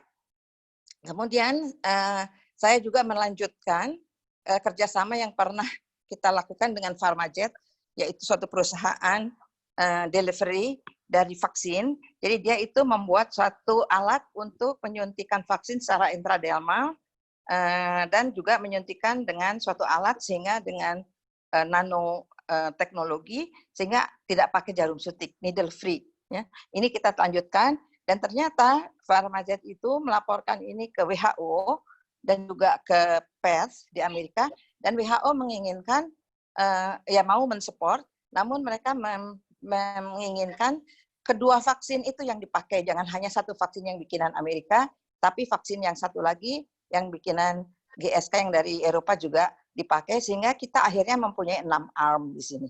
Yang saya sendiri belum tahu karena keadaan begini, tidak pasti kapan bisa melakukannya, tapi sedang di dalam proses. Kemudian saya juga diajak oleh Prof. Kerry untuk mengikuti dengan deal COVID-19, salah satu penelitian di bawah Prof. Gufron, di sini steering komitinya Prof. Ali Gufron. Kita lihat di sini tentang hidrokloroquine. Memang hidrokloroquine itu menjadi sangat-sangat kontroversi dalam penanganan COVID. Namun akhirnya WHO menganggap hasil dari beberapa laporan yang penelitian bersamanya itu ternyata ada yang hidrokloroquine kayak di Indonesia itu sangat baik. Akhirnya mereka memutuskan silahkan diteruskan, tapi mereka minta RCT. Tentu saja kita memang mau melakukan RCT di sini antara hidrokloroquine dengan quinine. Ya. Ini penelitian dari Prof. Kerry dari farmasi. Yang terakhir ini yang dengan Prof. Kusnandi tadi sudah dikatakan, saya juga ikut diajak Prof. Kusnandi sebagai medical advisor. Ya mudah-mudahan semua lancar, karena memang tidak mudah. Malahan saya jadi takut karena menterinya bilang bulan Januari udah bisa disuntikan katanya ya. Ya mudah-mudahan sih kita sih kepinginnya begitu. Nah ini yang terakhir adalah ALG. Ini yang sebelah kiri adalah foto ALG yang pertama 1 tahun yang lalu. ALG kami adalah tentang kadar dari antibodi dari orang tua, di orang tua yang telah disuntik oleh vaksin influenza, kemudian diikuti 0, sebulan, 1 bulan, 3 bulan, 6 bulan, 9 bulan tidak, 12 bulan. Nah, ALG ini waktu itu biayanya dicampur dengan biaya Shera, sehingga kita menampilkan di sini ALG dengan Shera. Ini adalah 1 tahun yang lalu, dan sesudah disuntik 1 tahun, bulan ini dia harus disuntik sekali, sehingga kami melaksanakannya dengan, ya bukan terpaksa ya, tapi dengan kewajiban, karena peserta sendiri subjek sudah sangat menunggu-nunggu penyuntikan berikutnya. Kita dibantu oleh Bio Farma untuk mendapatkan vaksin secara gratis, 150 untuk di RSAS, 150 di Posbindu. Sekarang di RSAS sedang dilakukan untuk 10 hari, sesudah itu kami akan ke Puskesmas di Bandung, Kota Madya, bukan Kabupaten Bandung, untuk itu. Yang sebelah kanan ini, kita pakai baju lengkap begini, penyuluhan juga dilakukan, kita memberikan penyuluhan kepada para pasiennya, kemudian kita juga melakukan pemeriksaan. Di sini kita bekerja sama dengan Dr. Lazuardi dari Lansia, kemudian Agnes, Dr. Agnes dari Patologi Klinik, dan juga Kori sebetulnya, tapi kebetulan belum datang. Ini adalah kegiatannya, kegiatan penelitiannya. Ya, kita selalu menjaga supaya insya. Ini adalah tim yang sebelah kiri bawah ini yang pakai biru semua, biru ke hitam dark blue. Ini adalah tim lansia. Mereka membuat pertanyaan-pertanyaan yang sangat banyak, frailty mengenai itu. Ya. Kemudian slide selanjutnya.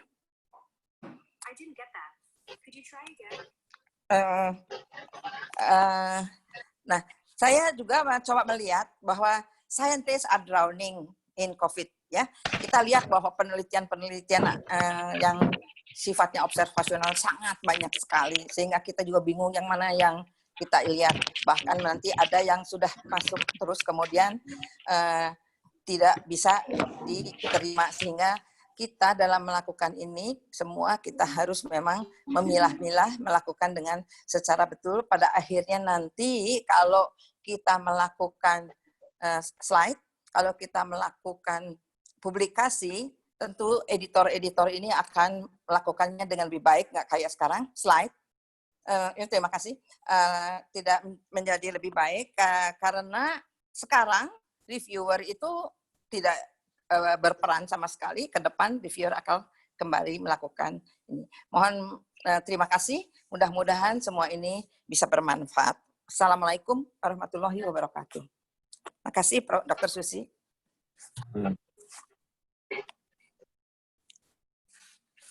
Saya kira sudah semua.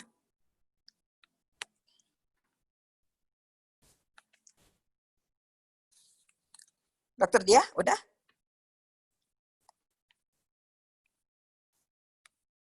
Penelitian Prof. Sisi dan kawan-kawan dengan memakai APD sesuai ya. Kita lanjutkan dengan pemateri terakhir. Kami undang Prof. Heda Melinda. Silakan Prof. Terima kasih. Assalamualaikum warahmatullahi wabarakatuh. Yang terhormat Bapak Dekan, kemudian Kepala KSM dan teman sejawat, guru-guru saya dan teman sejawat kalian.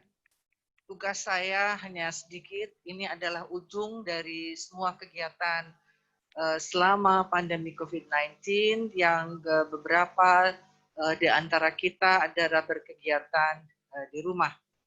Jadi produk dari ilmu kesehatan anak, Departemen KSM Ilmu Kesehatan Anak, yang bisa disumbangkan untuk Fakultas Kedokteran dan Universitas Pajajaran adalah bentuk buku Coronavirus Disease 19 COVID-19 pada anak, jadi hingga lahir sampai remaja. Jadi memang pada saat itu, ya slide, bukunya itu. Jadi pada waktu itu memang saya punya inisiatif, waduh ini pandemi kok selama kehidupan saya yang lebih dari setengah abad ini mengalami sesuatu yang tidak mengenakan bagi saya dan kita semua, seluruh dunia. Tetapi ini harus diceritakan di dalam sebuah buku yang tentunya ini merupakan catatan sejarah tentang coronavirus disease atau COVID-19 ini khususnya bagi anak-anak. Waktu itu idenya adalah rasa sedih, tetapi kita harus sebagai tenaga pendidikan, tenaga pendidik, dan sesuai juga untuk tridharma perguruan tinggi, pengabdian masyarakatnya, pendidikan, penelitiannya harus disampaikan, harus ditulis seperti tadi juga di dalam slide-nya Prof. Kusnandi. Jadi buku ini kemudian menjadi judul yang ini juga hasil keputusan bersama, diriungan bersama, karena untuk mencapai buku ini adalah dilakukan dengan daring, jadi melalui Zoom meeting yang dilakukan dan sangat ketat karena saya ingin sumbangsih dari Departemen Ilmu Kesehatan Anak Fakultas Kedokteran Universitas Pajajaran Rumah Sakit Dr. Hasanuddin Sadikin merupakan satu-satunya buku yang tentunya disclaimer-nya berisi bahwa kita tetap harus update. Dengan editornya saya dan Prof. Heri, ini adalah para pakar dari Departemen Ilmu Kesehatan Anak berjumlah 20 orang. Memang karena buku ini harus cepat jadi pada saat itu, belum semua kontributor dari Departemen Ilmu Kesehatan Anak dengan keilmuan yang masih banyak tumpang tindih seperti tadi Prof. Sisi katakan, kita juga harus hati-hati karena selama kita menulis itu ada 2 jurnal yang menarik ke tulisannya. Jadi memang sangat tidak mudah. Tentunya buku ini tidak akan berhasil kalau tidak ada naungan dari ketiga orang ini. Adalah Dekan Fakultas Kedokteran, Dr. Setiawan, terima kasih atas support dan dukungannya. Kemudian Dr. Nina, Direktur Rumah Sakit Dr. Hasanuddin, dan tentunya Kepala Departemen KSM Ilmu Kesehatan Anak Dr. Susi. Saya ucapkan terima kasih kepada ketiga pendukung terbitnya buku Bunga Rampai Pandemi Corona. Jadi judul buku ini juga hasil kesepakatan kita semua. Mengapa ya bunga rampai? Harus bunga rampai pandemi, karena ini terinspirasi dari rasa prihatin atas pandemi yang baru pertama kali dirasakan seumur hidup, tergerak untuk bersama para pakar KSM Departemen Ilmu Kesehatan Anak untuk mencurahkan keilmuan yang dimiliki untuk membantu dalam literasi, memberikan pemahaman lebih kepada kalangan medis. Tertantang juga untuk bersama-sama mengungkap misteri dari COVID-19 ini, dan yang paling penting adalah buku ini akan terasa mahal nantinya menjadi buku antik karena ini adalah sebagai warisan catatan sejarah untuk generasi penerus bahwa pernah ada pandemi dalam kehidupan kita. Pandemi terakhir itu adalah kurang lebih 100 tahun yang lalu, yaitu 1918 Spanish flu, walaupun kemudian 2012, 2013 ada MERS-CoV dan SARS-CoV. Dan buku ini adalah kontribusi Departemen Kelompok Staf Medis Ilmu Kesehatan Anak FK4 RSAS. Inisiasi ini ada 20 pakar yang tadi kita lihat mukanya dari ilmu kesehatan anak untuk mencurahkan pengetahuan yang terbaik yang diberikan memberikan pemahaman berdasarkan perkembangan yang ada yang terbatas pada waktu tertentu. Karena buku yang memuat itu pada buku berikutnya, insya Allah, tentunya ada beberapa perubahan. Kemudian rangkum dengan rangkaian dan persembahan para pakar untuk bukan hanya dokter spesialis anak, umum kalangan medis lain dalam mengelola pasien dan masyarakat di Indonesia. Ini adalah bentuk pendidikannya dan bentuk pengabdian masyarakatnya. Dan terima kasih buku ini atas nama kita semua sudah diserahkan kepada KSM untuk diserahkan kepada dekan dan direktur Rumah Sakit Hasan Sadikin. Dan quote yang saya ambil adalah dari Ketua IDAI, adalah rasa bosan mengajarkan anak di rumah tidak ada apa-apanya jika dibanding dengan rasa sakit, dan menyesalnya jika anak sakit diisolasi atau bahkan meninggal. Bangsa yang besar adalah bangsa yang dapat melindungi anaknya selamat melewati masa pandemi ini. Ini adalah bukunya. Dan yang terakhir, buku COVID-19 anak yang kedua dengan judul Misteri COVID-19 pada anak, tantangan yang perlu dipecahkan, dan kontributornya adalah yang belum berkontribusi pada buku pertama ditambah dengan beberapa staf yang mempunyai banyak ide, sebenarnya idenya banyak, dan mungkin ada buku COVID-19 yang ketiga. Insya Allah. Terima kasih. Wassalamualaikum warahmatullahi wabarakatuh. Waalaikumsalam. Terima kasih Prof. Heda. Saya kira ini dari 5 pemateri sudah selesai. Dari mungkin ada komentar dulu dari Pak Dekan, atau mungkin ada yang ingin ditanyakan, diklarifikasi. Baik, boleh saya Bu Kadep. Pertama-tama sekali lagi selamat dan rasa bangga yang luar biasa untuk para guru besar, para dokter, para dosen di Departemen Ilmu Kesehatan Anak yang sudah sangat kompak untuk bisa menghasilkan karya inovasi baik di bidang pendidikan, pelayanan, penelitian, dan juga dalam penelitian itu terkait dengan penelitian yang sangat ditunggu-tunggu untuk mengatasi COVID ini, dan juga buku yang sangat berharga nanti dipelajari. Apa tips dan trik sehingga bisa membentuk suatu semangat kebersamaan untuk saling mendukung dan bisa berkolaborasi, karena itu kan bukan hal yang mudah. Itu poin 1. Lalu poin 2, apakah ada rencana untuk memperluas kerjasama ini juga di aspek di luar Departemen Ilmu Kesehatan Anak sendiri? Maaf, Pak Dekan, ini pertanyaan ya? Iya. Ya, oke.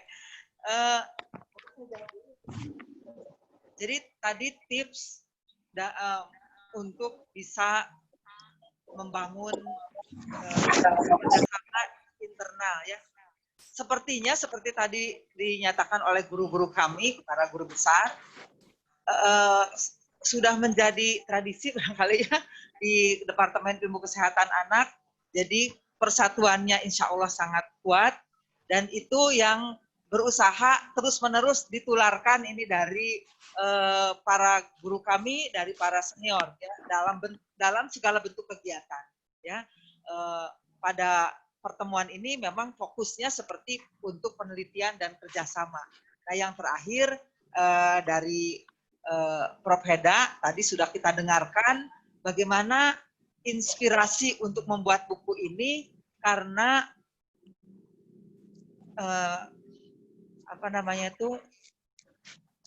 ada keprihatinan gitu. Kemudian juga kita ingin ada sumbangsih bahwa kita pernah loh mengalami pandemi COVID, dan selain untuk memberikan pengetahuan kepada tenaga medis dan juga kepada masyarakat, jadi ada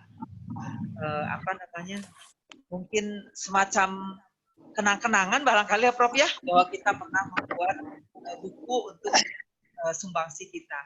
Kemudian yang kedua ini tadi kan kebetulan kita sebetulnya awal-awalnya Prof ya, ini dari ngobrol-ngobrol saja, ngobrol juga lewat daring karena memang banyak yang work from home ya, tapi alhamdulillah dengan semangat yang tinggi nih Prof Heda, terima kasih juga Prof Heri berupaya menggalang ya kontributor ini pada saat pandemi. Jadi itu mungkin hanya 3 minggu Prof ya. Kemudian lanjut ke yang kedua, karena di buku pertama itu kita baru melibatkan 6 divisi. Ya, tadi yang buku hijau itu sudah direka-reka lagi sama Prof Heda untuk terbit selanjutnya. Barangkali itu Pak Dekan, silakan ada yang ingin menambahkan? Saya Prof. Dr. Susi. Ya, mangga. Oh, Prof Dedi ya? Ya. Terima kasih Dr. Susi. Assalamualaikum warahmatullahi wabarakatuh. Waalaikumsalam warahmatullahi wabarakatuh. Webinar ini sebetulnya webinar COVID series Fakultas Kedokteran Unpad ya, tetapi dalam hal ini dilaksanakan oleh Departemen Ilmu Kesehatan Anak ya. Saya kira terima kasih sekali kepada Departemen Anak dan para pembicara yang telah menyampaikan inovasi atau terobosan di masa pandemi COVID-19 ini. Ya, ternyata pandemi COVID-19 ini banyak memunculkan hikmah-hikmah dalam pendidikan, pelayanan, penelitian dan sebagainya. Ya, juga kerjasama yang dengan luar negeri yang banyak sekali yang sudah disampaikan oleh Prof. Sisi tadi. Ya, kita tinggal konsekuen melaksanakannya. Mengenai hikmah tadi diantaranya kan mengenai penulisan bunga rampai pandemik ya, itu muncul penulis-penulis yang asalnya tidak mau menulis, setelah banyak diam di rumah ternyata tidak kemana-mana, bekerja di rumah malah muncul tulisan-tulisan. Ini sangat bagus sekali ya. Usul saya ini mengenai inovasi pendidikan, inovasi pelayanan, penelitian dan lain-lain tadi yang sudah disampaikan. Ini bagaimana kalau misalnya kita membuat perbandingan ya, semacam penelitian ya, dibandingkan dengan masa sebelum COVID dan pada saat COVID. Apakah inovasi ini artinya dalam hal kompetensi dan pelayanan akan lebih baik dari masa sebelum COVID atau sama? Ya, kalau secara sepintas saya melihatnya kemungkinan akan lebih baik ya. Masalahnya ini biasanya acara-acara kan kurang mendapat perhatian yang dengan ada virtual ini ternyata pesertanya banyak sekali ya, banyak sekali. Jadi saya sangat optimis kalau misalnya ada yang melakukan penelitian-penelitian mengenai pendidikan, pelayanan dan sebagainya. Dan ini juga merupakan ladang atau bahan penelitian-penelitian nih. Apakah baik untuk PPDS yang sedang tugas akhir, apakah untuk para dosen, dan sebagainya. Saya kira itu saja barangkali yang ingin saya sampaikan mengenai usul dilakukannya perbandingan mengenai pendidikan atau pelayanan dari masa COVID ini dengan sebelumnya. Ya, terima kasih atas kesempatan yang diberikan. Wassalamualaikum warahmatullahi wabarakatuh. Waalaikumsalam warahmatullahi wabarakatuh. Terima kasih nih Prof. Dedi memberi tantangan nih untuk melakukan penelitian komparasi ya Prof ya. Ya betul. Mungkin ada yang kurang bagusnya, tetapi inovasi-inovasi ternyata muncul ya di masa pandemi ini ya. Seperti sering dikatakan bahwa ini mau disebut musibah atau anugerah gitu ya. Tetap kita melewati pandemi ini ya. Ya. Terima kasih Prof. Dedi, karena nanti bentuk komparasi ini juga ujung-ujungnya bisa jadi artikel gitu ya Prof ya. Iya, publikasi. Di belakang layarnya seperti itu. Ya. Kita lagi demam membuat artikel, insya Masa Allah. COVID ini sangat diperhatikan untuk publikasi ya. Untuk publikasi sangat diperhatikan berkaitan dengan COVID. Kita meninjaunya dari segi pendidikan dan pelayanan. Ya, itu barangkali. Terima kasih Prof. Tampaknya yang dari tim COVID anak juga nanti siap akan banyak minimal laporan kasus gitu ya dari dari COVID-19 pada anak ini. Saat ini sepertinya masih berjibaku untuk di pelayanan ya dan pendidikan. Tapi insya Allah nanti tadi tantangan Prof mudah-mudahan bisa dijawab oleh semua staf Departemen KSM Ilmu Kesehatan Anak. Saya sapa dulu, ada Prof. Suganda. Terima kasih Prof. sudah hadir. Alhamdulillah, ini silaturahim kita tetap berjalan. Ada lagi yang ingin disampaikan? Boleh saya, Sus? Ya, silakan Prof. Sisi. Ya, ini cuma sharing aja. Saya kan dapat proyek ALG ya. ALG itu kan kita sekarang 40% ya kita untuk melakukan pelaksanaan. Itu berarti 99 juta. Tahunya selama COVID ini pengeluaran itu bertambah. Karena apa? Karena kita hanya boleh periksa 50% setiap kali. Jadi biasanya 5 hari selesai, ini 10 hari. Ke Posbindu juga sama nanti 10 hari. Kemudian kita harus melakukan hand sanitizer, kita berikan face shield untuk petugas, kemudian kita berikan masker untuk semua itu. Jadi memang itu adalah hal-hal yang tidak terduga, tapi yang menarik untuk bisa kita lakukan. Itu aja tambahannya. Memang biaya menjadi meningkat ya dengan keadaan yang sekarang untuk yang sementara ini. Itu hanya laporan mengenai apa yang kemarin saya lakukan. Terima kasih. Terima kasih Prof. Sisi. Mungkin saya sama Prof dengan Prof. Sisi. Kebetulan kami itu yang dari penerima hibah screening talasemi dari Kementerian Kesehatan, awalnya sempat vakum dulu Prof, karena ini kita memeriksa pada keluarga subjek penyandang talasemi dan juga subjek kontrol. Nah, tetapi karena berkepanjangan, jadi kami juga memutuskan untuk melanjutkan, yaitu ada biaya tambahan, Prof. Seperti tadi terlihat di gambarnya, kita tetap harus memperhatikan protokol kesehatan, ya. Dengan tadi berarti modalnya nambah untuk hand sanitizer, kemudian face shield, masker, dan menjadi lebih membengkak karena kita harus physical distancing. Jadi pada saat penelitian itu tidak bisa sekaligus banyak gitu, Prof. Iya, betul, 50%. Terima kasih. Ini ya, saya jawab dulu, ada di forum chat ya. Mohon dijelaskan sedikit mengenai isi buku COVID-19 untuk anak. Barangkali Prof. Heda bisa secara singkat, ada yang ingin tahu ini dari Ibu Sri Humas. Harus beli bukunya. Kata Prof. Sisi bukunya harus beli. Karena bisa dibaca Prof ya di sini. Juga untuk masyarakat. Tadi Kepala Departemen sudah menyerahkan satu buku kepada Direktur Rumah Sakit dan satu buku untuk Dekan Fakultas Kedokteran.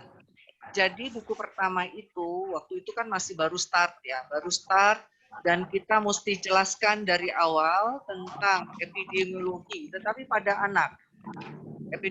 Epidemiologi COVID-19 pada anak.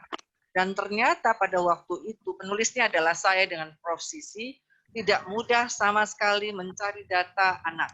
Yang ada adalah data dewasa. Kemudian berkembanglah sehingga laporannya anak dewasa 20%. Namun sekarang ternyata data surveillance elektronik saya lihat mulai bagus, dan tiap provinsi menunjukkan hasil-hasil untuk anak ya. Saya tidak bicara yang lain tetapi untuk anak. sehingga dilaporkan sekitar 6,97% yang anak. Oke, kemudian tentang etiologi. Etiologi penyebab, jadi diceritakan di situ bagaimana asal muasalnya sampai keluar severe acute respiratory syndrome SARS coronavirus 2 ya. Yang kedua, si virus SARS-CoV itu. Jadi seyogyanya ini harus disebarkan ya, siapa yang harus beli dan ada di kepala departemen bukunya. Tinggal sedikit lagi dan tidak akan dicetak ulang karena kita akan membuat buku kedua. Di dalam disclaimer-nya, di dalam kata pengantarnya ditulis bahwa perkembangan COVID ini begitu cepatnya, dan untuk yang kedua adalah lebih dalam lagi dan perubahan-perubahan apa secara global yang terjadi juga akan dikemukakan. Kemudian juga diceritakan tentang diagnosis, manifestasi klinis. Karena pada anak ternyata bukan hanya batuk pilek, demam yang semua orang tahu, dan ternyata di dalam ceritanya tidak hanya seperti itu, dan akan dikupas lebih dalam dari buku kedua. Kemudian juga ada isinya tentang pemeriksaan penunjang. Dulu Kemenkes itu tidak harus gold standarnya adalah PCR, swab, tapi dengan sosialisasi buku yang kelima kemarin, itu ada perubahan dalam diagnosis. Namun di sini pakarnya itu jeli-jeli semuanya, seperti yang ditulis oleh Dr. Jatnika dan teman-teman, bahwa sudah memasukkan apa yang dikeluarkan oleh Kemenkes. Itu hebatnya buku pertama. Waktu saya jadi bangga banget punya buku pertama ini. Kemudian pemeriksaan penunjang, kemudian gambaran hematologinya difokuskan. Kenapa terjadi laboratorium ini, limfopenia, mengapa terjadi rasio NLR-nya berubah. Itu ada di dalam buku ini. Kemudian juga diceritakan tentang imunisasi. Imunisasi pakarnya adalah Prosisi dan Prof. Kusnandi yang menulisnya. Kemudian juga ditulis sampai vaksin-vaksin, apa buku pada saat itu adalah masih wacana vaksin ini, vaksin A, vaksin B, vaksin C, vaksin D.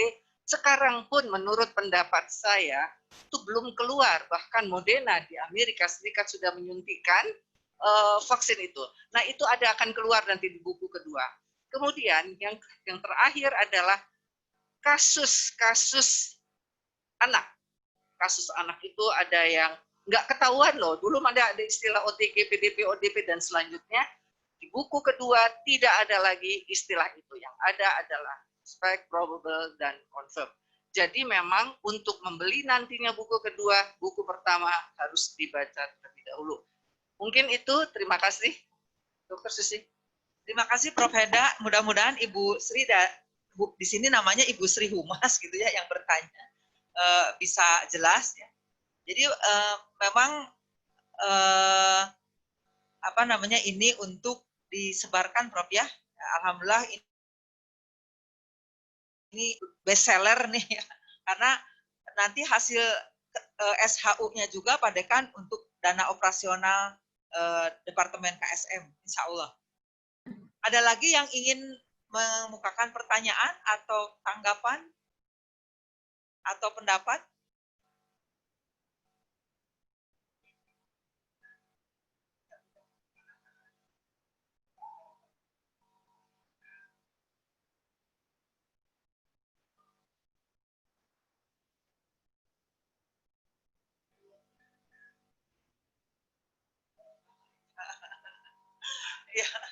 Ya, kalau tidak ada, mungkin yang tadi Pak Dekan, mungkin Prof. Heda lagi lah yang bercerita sedikit tentang bagaimana upaya awal-awal ngobrol-ngobrol dengan saya, tiba-tiba bereng aja bikin buku. Silakan Prof. Heda, mungkin dalam 1-2 menit. Terima kasih. Saya sebenarnya waktunya cuma dikasih 5 menit, jadi begitu singkatnya presentasi saya tadi. Jadi idenya itu Allah Subhanahu wa Ta'ala yang memberikan saya mungkin ya. Saya juga tidak tahu. Kamu harus tulis. Kamu harus tulis. Selalu seperti itu. Jadi artinya saya lapor sama kepala KSM langsung ditangkap. Dan karena saya balik lagi sumbangsih Fakultas Kedokteran Unpad itu loh Pak Setiawan. Saya membela banget Universitas Pajajaran. mengapa sampai 3 minggu membuat buku ini saya cuma kerja 14-15 jam sehari dengan Prof. Heri. Artinya untuk ngedit ini tidak mudah sama sekali karena ini awal-awal kita mesti belajar dari mana ya itu si SARS-CoV itu ceritanya gimana ya, mesti diruntut satu-satu ceritanya. Nah kemudian bagaimana ya caranya ini supaya cepat dulu ya, cepat dulu. Jadi kita kumpulkan kira-kira, wah yang mana nih, ada infeksi, ada tim COVID khusus ya, dan kira-kira yang mana nih yang kita pilih karena untuk membuat, karena saya dengan Prof. Heri itu juga dikasih tugas lagi oleh KSM mengerjakan buku pedoman terapi yang edisi ke-6.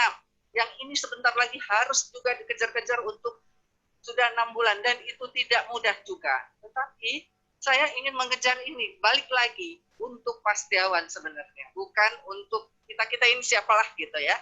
Jadi kita ini cuman menyumbangkan apa yang kita punya khususnya lagi bayi baru lahir. Oh, tadi saya lupa tentang neonatus, pengasuhan anak, banyak ya yang saya belum bisa keluarkan semuanya. Kan kita juga punya bayi-bayi lahir ibunya COVID, ibunya lahir neonatus. Wah, itu kan sambil berjalan ya, pelayanan pendidikan, pengabdian masyarakatnya harus jalan dalam satu buku yang diterbitkan dengan cepat. Dan itu update-nya sampai jam 11 malam. Ganti lagi, jadi sangat berat pekerjaannya kemarin.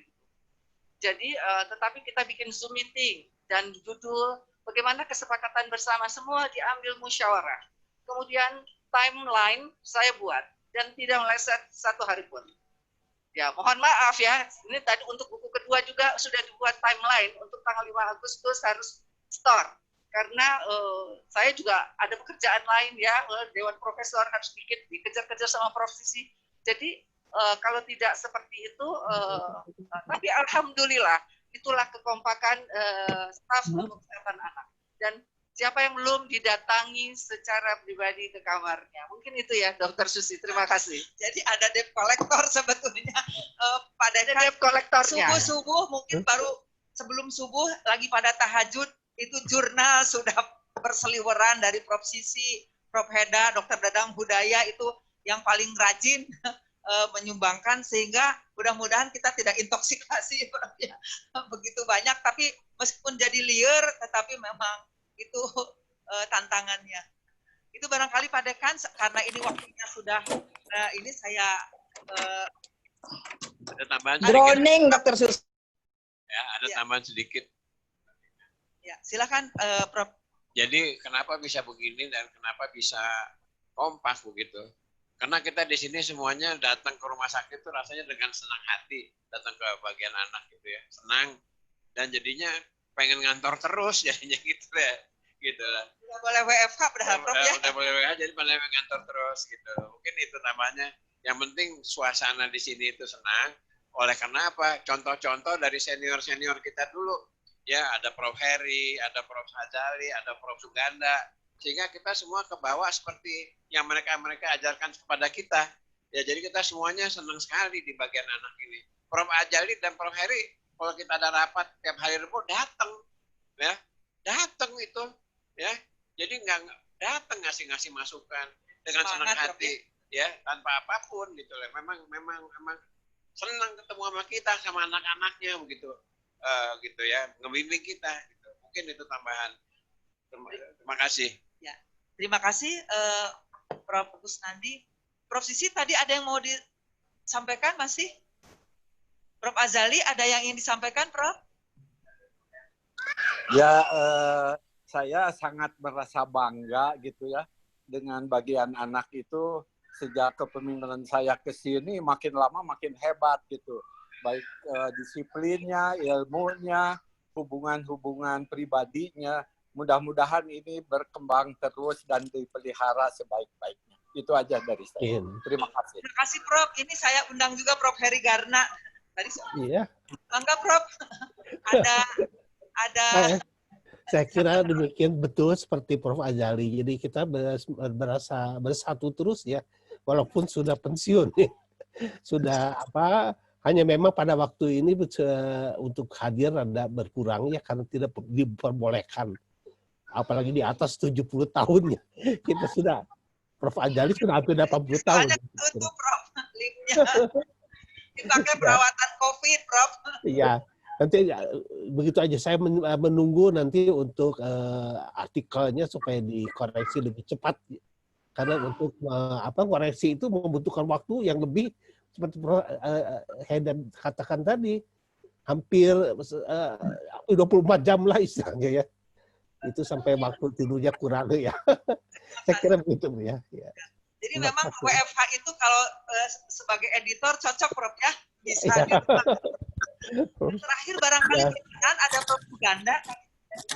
Ada yang ingin disampaikan, Prof Suganda?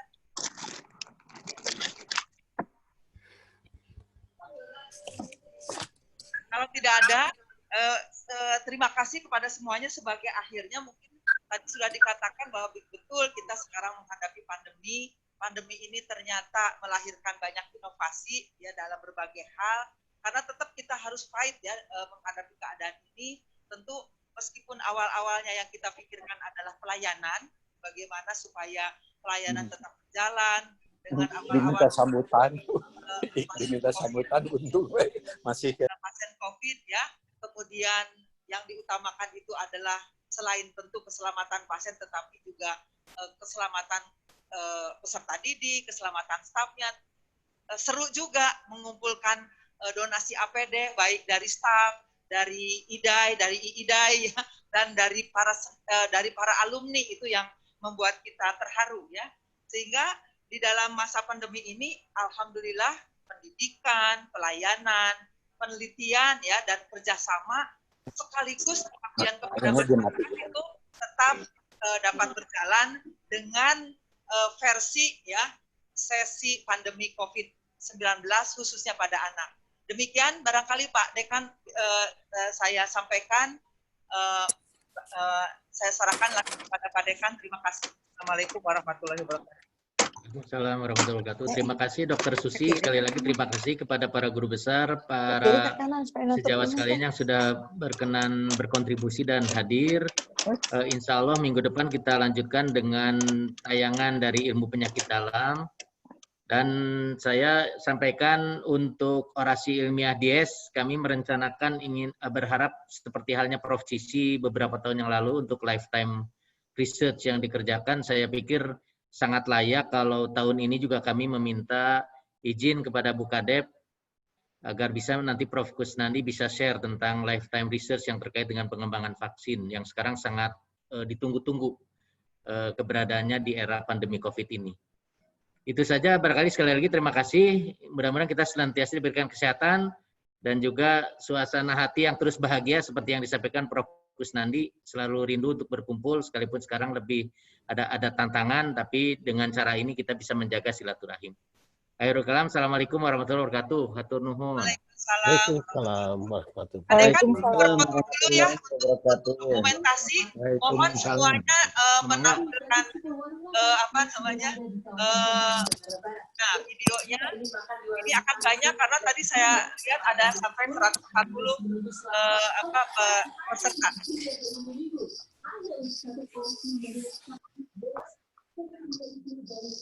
Siapa yang namanya?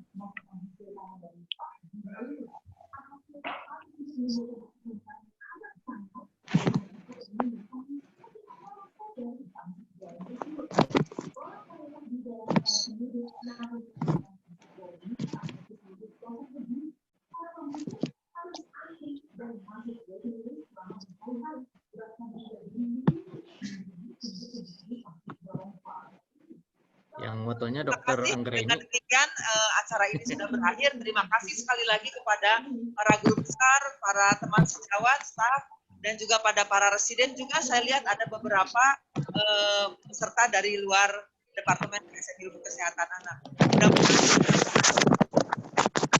Ini sudah ditutup. Assalamualaikum warahmatullahi wabarakatuh. Waalaikumsalam warahmatullahi wabarakatuh. Ada Abah Ai. Ada, alhamdulillah masih udah, sehat. Fotonya belum, nggak kerasa, fotonya.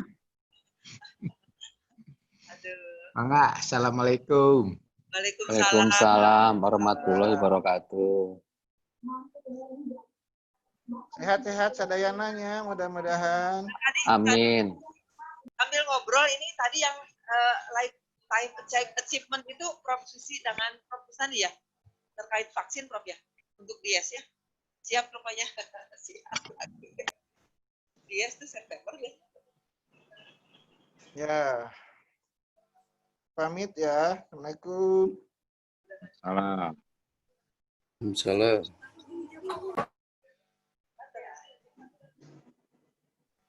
Jadi gini Prof, kalau bersedia, Prof, ya.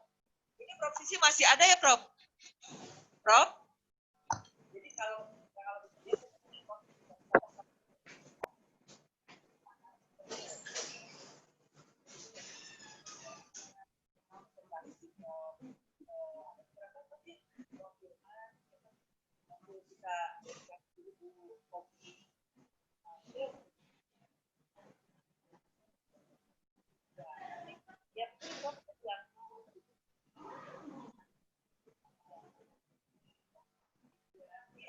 nah ada Prof. Jadi nanti kalau misalnya